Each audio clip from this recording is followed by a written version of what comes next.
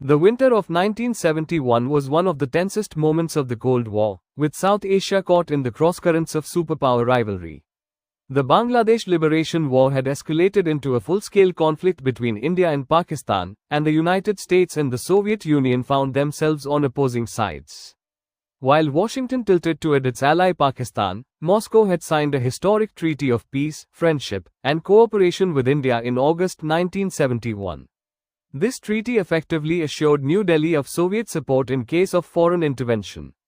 Amid this backdrop, the most dramatic standoff came in December 1971, when US President Richard Nixon ordered the formidable 7th Fleet, led by the aircraft carrier US Enterprise, to move into the Bay of Bengal. The message was clear: intimidate India, restrain its advance into East Pakistan, and shield Pakistan from total defeat. Nixon and his national security advisor Henry Kissinger hoped that the deployment of the 7th Fleet would pressurize Prime Minister Indira Gandhi into halting the Indian Army's operations in East Pakistan. The move was also meant to reassure Pakistan's military dictator, General Yahya Khan, whose regime was collapsing under the combined weight of the Mukti Bahini insurgency and Indian armed intervention.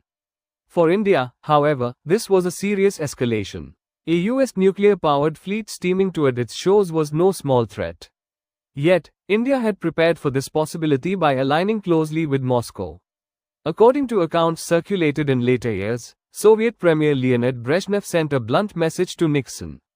"I really can't stop you. So you can go ahead and do what you wish to do with the 7th Fleet. But I have a few nuclear submarines shadowing your ships. So before taking any offensive action against our treaty partners, the Indians, we prepared to lose your aircraft carrier, along with several other ships." The Soviet stance was unmistakable. Moscow was making it clear that any American strike against India would invite a devastating response. Soviet nuclear submarines had already taken positions in the Indian Ocean, tracking the movements of the Enterprise and its battle group.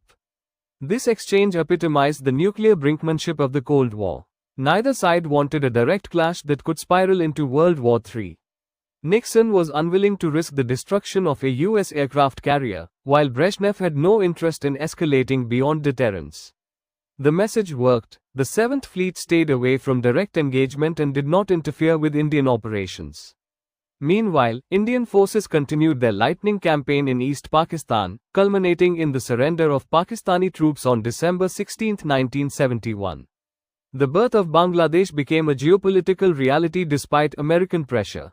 The episode underscored the limits of US power projection in the face of Soviet resolve and Indian determination.